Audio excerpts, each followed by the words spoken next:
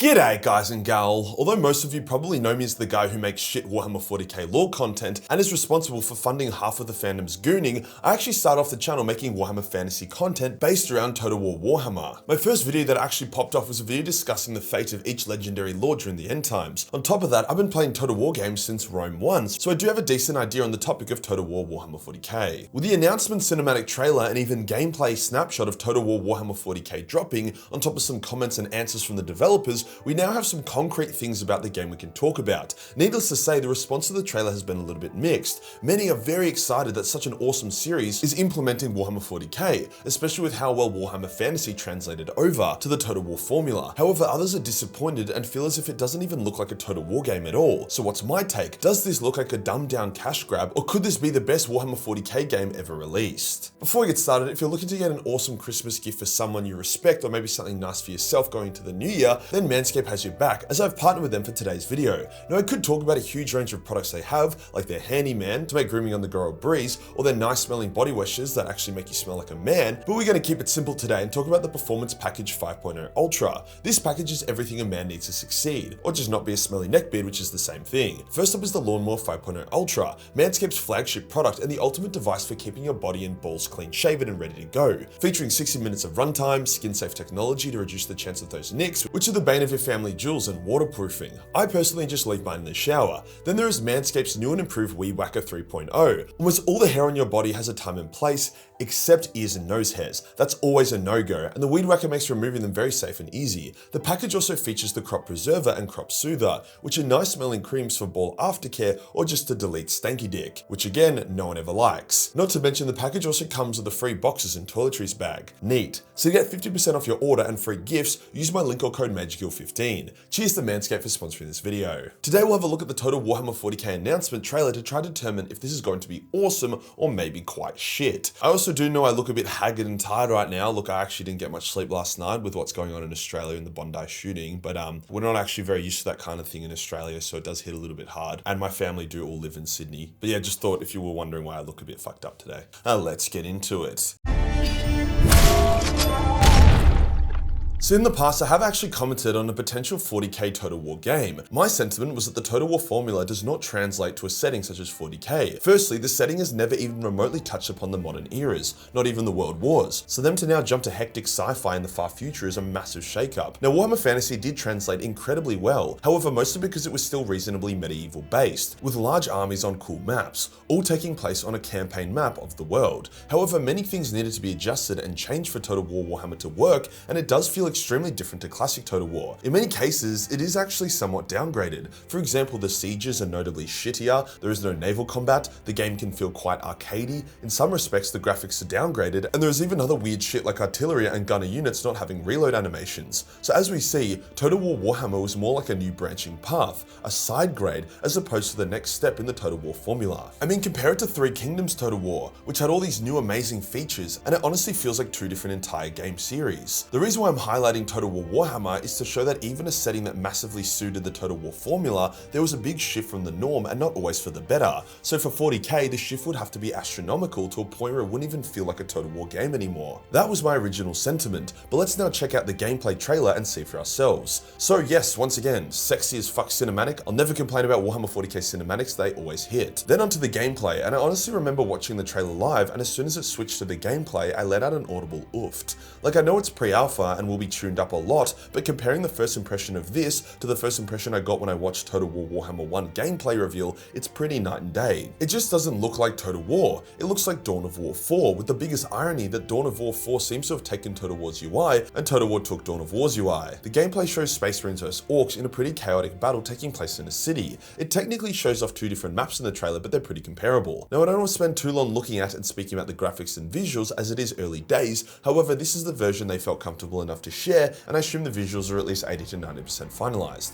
It honestly looks more like a mobile game than a AAA 2025 PC game. You also just know that there won't be any blood on release. I'm also not sure what it is, but there's just no grit. The UI as well just isn't hitting. Once again, looks like a mobile game, and I guarantee they will overhaul it before release. Like, honestly, if I took the title out of these two images and asked you to choose which one was Total War and which one was Dawn of War, I think you'd be confused. Now, we immediately see a big shift and potential issue. Total War is traditionally quite a grand epic game. Thousands of soldiers soldiers battling it out, each soldier feeling like an individual warrior fighting for you, recreating the true scale of war that very few other games are able to. However, with Warhammer 40k, Space Marine chapters are 1,000 units at most if all are deployed in a single engagement, with squads being 5 to 10 Marines strong. However, since your faction would be a single Space Marine chapter, spread across your entire faction, you'd have about 1,000 Marines, if we're being lore friendly, which seems to be emulated here as each Space Marine squad appears to be between 6 to 10 Marines, meaning you could have a full 20 stack of Space Marines and your army would only be like 200 units at the absolute most. That also isn't including dreadnoughts or tanks, which are 1, or hero units, which I assume would be 1, or elite units, which would have smaller squads, so you'd be deploying like 100 or so units in your entire army.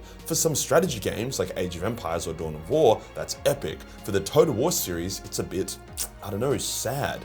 It also doesn't really look like the other factions are scaled that much higher. The Orcs do have more units per squad, as do the Guardsmen, but no way near the traditional Total War games where it wasn't uncommon to have 2,000 soldiers in your army. I mean, look at the bridge. It's hard to see, but I count 23 unit cards worth of warriors, ranging from Guardsmen to Space Marines to Orcs, and it looks like a skirmish with a few hundred fighters. If that was Total War Warhammer Fantasy, that would be thousands of units ripping each other to shreds, the choke point clogged with bodies and death. The map is also tiny. You can pretty much see the entire map in one frame based off the mini-map in the corner, which makes sense as if you are scaling the size of the armies down, the map needs to be scaled down as well to not seem so silly. Both maps shown look like they take place in cities of some sort, as opposed to open fields, where options for flanking seem limited. If anything, it just kind of looks like they're crashing their armies together and whoever has the bigger dick wins. Again, I know it's like early pre-alpha access super alpha, but this is what they're showing us, so this is what I'm judging them on. Now, outside of the battlefield, the game represents a large scale by zooming out into the star system, with the cinematic trailer even zooming out to the entire galaxy and pinging it into different regions, making the assumption that the whole galaxy will be playable in some way. That was another big sticking point for the Total War formula. The campaign maps would show off a stunning rendition of the region, with visual Easter eggs. Armies would traverse across fields to siege or engage in battle. You could predict an enemy force and even ambush it. However, since 40k is so vast, and the narrative is split across literally thousands of worlds, how is that supposed to translate? Well, the trailer does tease this as well, zooming out to show the entire system at war, including a cheeky exterminatus, and then another zoom out shows the campaign map, making it seem kind of like Galactic Conquest from Star Wars Battlefront. It also seems to imply you're kind of shoehorned into attacking one system at a time, working your way through enemy systems in a mostly linear fashion. Now, I'm not trying to be a hater or nitpick, I'm just highlighting what I'm seeing, and it honestly actually looks like it will be a fun 40k game that I will most certainly try. It just doesn't really look like a Total War game. Now, there is definitely a fair bit of confusion about how the campaign will work, and fortunately CA have given us some extra information. After all, none of the planets we were shown look even remotely interesting or known. Like, bro, I want to fight on Fenris or Armageddon, not Terraris Prime 2. Well, it seems like the entire galaxy is one big mega campaign full of micro campaigns. As the player, you will pick a system and play in it, that either being a large system with multiple planets and each planet being a mini campaign, so that will be the closest to the traditional Total War formula, which would take dozens of hours to finish. Then there's also mini campaigns that take place on a single planet or two that can be done in a single evening or session. Then there is also single key definitive battles. Although all of these campaigns will be independent, they will affect the overall mega campaign, so winning a lot as the Space Marines may give you bonuses or extra reinforcements in future campaigns. This sounds like the best way to do this, as there is just no way to scale up the Total War campaign formula to an entire galaxy. Now, you will also have your ships and fleet that can drop in reinforcements or even orbital strikes or even exterminatuses. However, from my understanding, Battlefleet Gothic owns the rights to Warhammer 40k space battles, so I don't think CA can actually implement ship battles. Now, the issue I'm having isn't that I think this is bad and won't work, it's just that it's such a breakaway from Total War that if they had called it something else other than Total War, nobody would have blinked or said, huh, that's whack because it looks like a Total War game. In saying that though, I can't deny, Total War or not, I am hyped. You can tell that the amount of love and effort going to this game will be astronomical. 10 years from now, we will have a galaxy with every single faction implemented. Any shitty feature that landed flat on launch will be ironed out and fixed, and it'll end up being so fucking epic. I almost feel bad for Dawn of War 4, however, as that is coming out sooner, I mean at least I think it is, maybe it can benefit from the hype, and to be fair, it is a base builder classic RTS, so just because it looks similar does not mean it will play similar at all. Now, there are a few other things I want to highlight. Total War Warhammer 40k will be the first Total War game to use CA's new War Core engine.